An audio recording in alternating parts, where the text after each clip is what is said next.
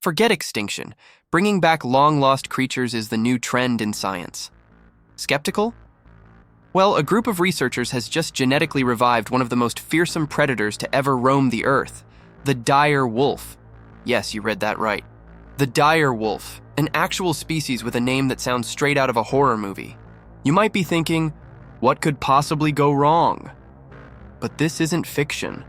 The doors to a real-life Jurassic Park are cracking open, and the dire wolf is only the beginning. Other animals are lined up for a comeback too. But why start with such a terrifying creature? Let's break it down in this episode. But first, don't forget to like this video and subscribe to the channel. This helps us to keep bringing you the most incredible stories. Some of them are really happening, and this is one of them. There's a word you'll want to remember: de-extinction. It's a scientific process that aims to bring back species that have disappeared from nature using advanced genetic engineering. Basically, scientists use the DNA of extinct animals, when available, and blend it with the genes of similar living species to recreate them. Sounds like science fiction? It's not. Sure, reviving a dodo or golden toad might sound cute and harmless, but researchers chose the dire wolf, one of the most legendary and intimidating canines of the Ice Age. Why? Was it just a Game of Thrones fan experiment? After all, dire wolves were featured prominently in the hit series. House Stark adopted dire wolf pups early on, and each family member had one, like Ghost, owned by Jon Snow. And if you've ever played a tabletop RPG, you've probably come across dire wolves being used by orcs or goblins. They've been part of the fantasy genre for years. Dungeons & Dragons, World of Warcraft, Warhammer, Final Fantasy, Ark, they're everywhere. But what many don't realize is, dire wolves were real. Up until about 10,000 years ago, they roamed North America in packs. And they weren't just scary in name, they were massive, powerful, and truly deadly hunters. Dire wolves were no myth, they were apex predators during the Ice Age. Physically, they were enormous, comparable in size to today's largest gray wolves. A full-grown dire wolf could weigh up to 150 pounds, about 68 kilos. And standing on its hind legs, it would easily surpass the height of an average human. But what truly set it apart wasn't just size. The dire wolf's most terrifying weapon was its jaw. Based on fossil analysis, scientists have determined that this ancient predator had the most powerful bite of any known canine in history. Using biomechanical modeling, researchers calculated that the dire wolf's bite force reached a staggering 163 newtons per kilogram. That might sound abstract, but to give context, the African wild dog, which evolved to crush bone with its jaws, has a bite force of about 142 kg. The modern gray wolf, one of the most formidable predators alive today, ranks lower at 136 kg. In short, the dire wolf didn't just bite, it obliterated whatever it clamped its jaws on. But why did this animal need such a monstrous bite?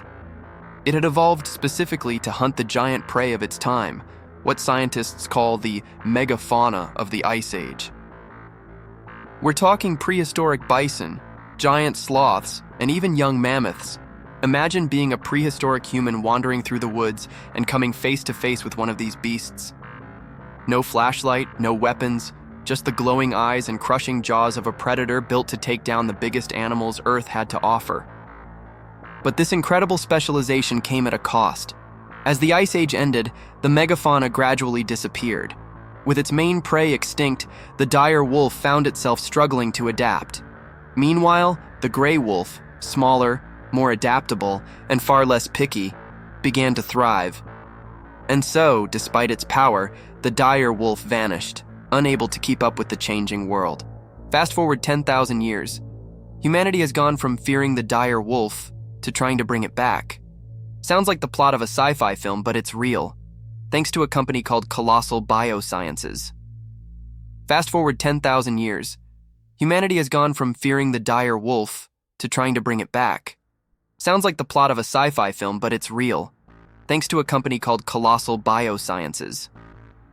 3 pups have been born so far: Romulus, Remus, and Khaleesi. All 3 show genetic traits that match what we know about dire wolves. They're healthy, growing fast, and being monitored around the clock in a highly secured facility surrounded by 3-meter-high fencing. So, how did they do it? Using preserved bones and teeth from ancient dire wolves, the scientists pieced together segments of their genetic code. Then, they used that information to edit the DNA of modern gray wolf embryos, inserting key genes that would trigger physical traits of the dire wolf. These altered embryos were implanted into large female dogs who successfully gave birth to the 3 hybrid pups. It's not cloning. They didn't have access to complete, undamaged dire wolf DNA. Instead, they genetically customized living wolves to resemble their extinct cousins. Genetically, gray wolves and dire wolves are about 99% identical. The remaining 1%, just 20 genes, makes all the difference. Scientists at Colossal managed to alter 15 of those 20 genes, choosing to skip the last 5 due to ethical concerns. Some of those final genes are linked to serious risks like deafness or blindness. To avoid those dangers, researchers used safer gene variants found in other dogs and wolves to replicate similar results without causing harm. So what's the real impact of tweaking just 20 genes out of nearly 19,000 in a wolf's DNA? Apparently a massive one. Thanks to those precise edits, Romulus, Remus, and Khaleesi are no ordinary wolves.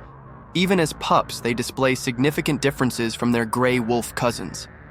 Their white fur, larger frames, wider jaws, stronger shoulders, and thicker limbs all mirror the characteristics of the long-extinct dire wolf. Are they exact replicas? No, but they're genetically and physically closer than anything science has produced before. Whether or not these creatures should be called true dire wolves is still being debated in scientific circles. But there's no question, they are no longer just gray wolves. Even their howls are different, deeper, more resonant, and eerily unfamiliar. Some scientists believe these vocal differences are directly tied to the gene modifications, altering the shape and structure of the vocal cords and skull. Colossal's chief science officer, Beth Shapiro, summed it up in one bold statement. "We're an evolutionary force now. We're deciding what the future of these species will be." And while this sounds like something straight from a dystopian sci-fi novel, the science appears to be working. By adjusting just a handful of genetic switches, these researchers have drastically changed the outcome of an entire species. The names chosen for the 3 hybrids also carry meaning. Romulus and Remus are nods to the mythical twin founders of Rome, said to have been raised by a she-wolf after being abandoned. In the legend, the wolf not only protected them, but nursed them. As for Khaleesi, her name is a clear homage to Game of Thrones, inspired by Daenerys Targaryen, the mother of dragons. Whether naming a genetically revived predator after a fiery conqueror is wise or ironic remains up for discussion. So, have we opened the gates to Jurassic Park? Well, not exactly. We can't bring back dinosaurs. DNA that old is far too degraded to be of use. But that doesn't mean science isn't trying to push the limits. And Colossal Biosciences? They're leading the charge. This company wasn't just built to revive the dire wolf. Its goal is much broader, resurrecting lost species from the past. Their wish list includes creatures like the Tasmanian tiger, the dodo, and most famously, the woolly mammoth. In fact, they've already started. In early 2025, Colossal announced they had successfully inserted mammoth genes into a mouse, creating a bizarre but functional hybrid with the fur, fat layers, and metabolism of a mammoth, but the size of a rodent. They're calling it a stepping stone, a mammoose, if you will. It might sound ridiculous, but it's a serious step toward eventually rebuilding a full-sized mammoth. The challenges? Enormous. To recreate a mammoth, scientists estimate they'll need to edit at least 85 genes in the genome of the Asian elephant, the mammoth's closest living relative. So far, they've successfully modified 25 of those genes. The plan is to complete the edits by 2026 and implant the first embryo shortly after, with the hope of birthing the first modern mammoth by 2028. But even if they perfect the DNA, there's another issue. Elephant pregnancies last 22 months, and no one so far has ever successfully performed in vitro fertilization in elephants. That adds another layer of scientific difficulty. Still, Colossal seems determined to push through. Their success with the dire wolf hybrids gave them momentum and public attention. But critics are growing louder too, questioning not just the science, but the ethics and risks of playing with evolution. Despite sounding like a sci-fi headline, Colossal isn't just about bringing back cool prehistoric beasts. The company also emphasizes how this technology can help preserve and protect modern species that are critically endangered. Case in point, alongside their announcement of the dire wolf hybrids, Colossal revealed another project, this time focused on the red wolf, a species native to North America that's been pushed to the brink of extinction due to habitat destruction and human persecution. Unlike the dire wolf experiment, this time Colossal didn't rely on genetic edits. They used traditional cloning techniques and successfully produced 4 genetically identical red wolves, true red wolves, not hybrids. These clones are now housed in the same high-security facility as Romulus, Remus, and Khaleesi, though, of course, kept in separate enclosures. These efforts are part of a broader plan to rebuild the population of red wolves in the wild, with the hope of eventually reintroducing them into protected natural environments. But here's where things get even wilder. There's already interest in releasing the dire wolf hybrids into the wild too. That's right. Despite being part man-made, part ancient predator, the idea of letting Romulus, Remus, and Khaleesi roam free is gaining traction. One group has even offered to host them. The Mandan, Hidatsa, and Arikara Nation, an indigenous group based in North Dakota, has volunteered to provide land for the trio to live in. This offer is now under consideration by Colossal. If approved, we may soon witness a sight not seen in over 10,000 years, a dire wolf pack running free across the North American plains. But should we? That's the debate now facing the scientific community and the world. Releasing dire wolf hybrids into the wild sounds exciting and cinematic, but it also raises serious ecological concerns. Colossal insists that Romulus, Remus, and Khaleesi are being raised with strict safety protocols. One lead researcher even emphasized, "Our systems ensure that no human will ever be placed in a situation where the wolves become frightened or aggressive." But let's be honest, so did Jurassic Park. And we all know how that turned out. The concern isn't just about human safety, though that's part of it. The real risk lies in what happens to the environment when a new, or technically resurrected species is released into a complex and fragile ecosystem. Even if these dire wolves are genetically close to gray wolves, they're not the same. Their behavior, diet, and long-term impact are unpredictable. Introducing a species that hasn't existed for 10,000 years could create ripple effects that scientists can't fully anticipate. And history has already taught us hard lessons. Just look at the rabbits in Australia. Originally introduced by European settlers, they reproduced uncontrollably in an environment with no natural predators, devastating crops and local plant life. Or the exotic snakes released in the US, like Burmese pythons, which escaped into the wild and triggered massive ecological imbalances in Florida. Even something as small as Africanized bees, bred in labs and accidentally released, spread uncontrollably throughout the Americas, outcompeting local species and causing widespread issues. In all these cases, humans thought they were in control. They weren't. So the question isn't just can we bring back extinct species, it's should we? That's the ethical dilemma at the heart of Colossal's work. One misstep could tip the balance of entire ecosystems. And yet, the momentum behind de-extinction is growing. So let's ask the uncomfortable question. What happens if this doesn't go according to plan? Let's say Romulus, Remus, and Khaleesi escape, or reproduce, or act aggressively in ways scientists didn't predict. What then? Colossal claims they've thought of that. Each animal is tagged with GPS trackers, monitored 24/7, and lives in reinforced enclosures with multiple failsafes. The team also says the dire wolves are infertile, meaning they can't reproduce naturally. But critics point out a harsh truth. Nature doesn't always follow blueprints. There's already skepticism about whether the dire wolves are truly infertile. Some experts argue that cloning and genetic engineering can have unintended side effects, including the restoration of fertility under certain conditions, especially over generations if future hybrids are produced. And then there's the human factor. If the wolves are released into protected lands, who ensures they stay there? What happens if they cross boundaries?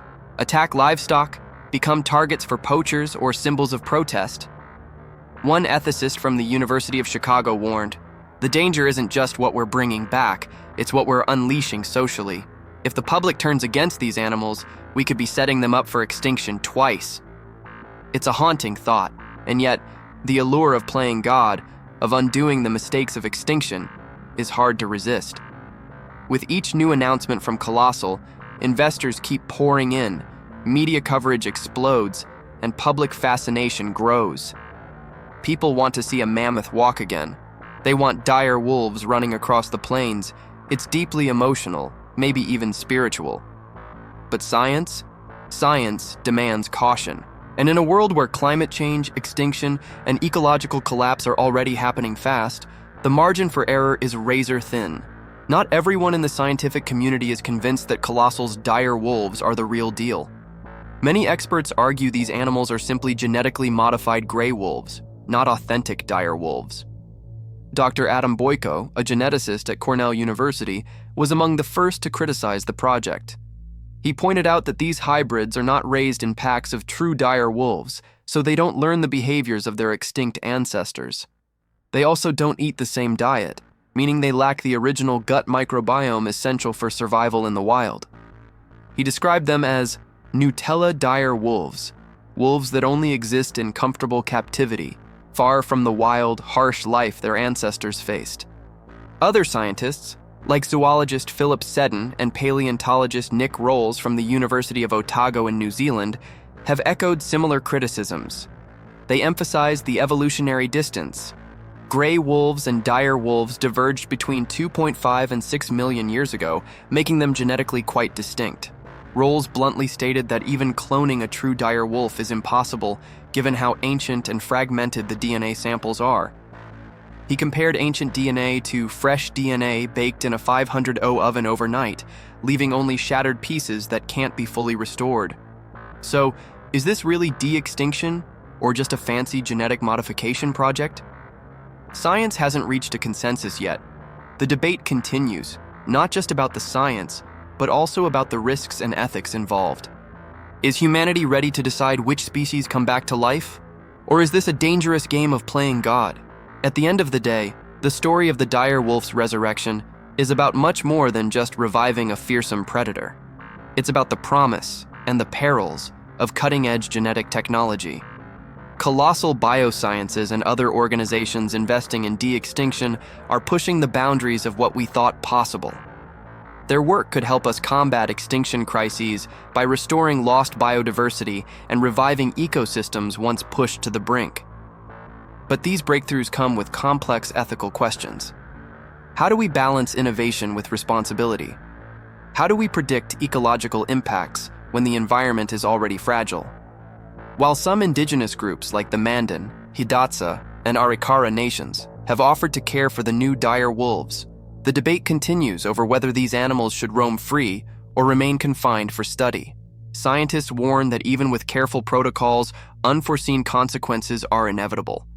Nature is complex and often unpredictable.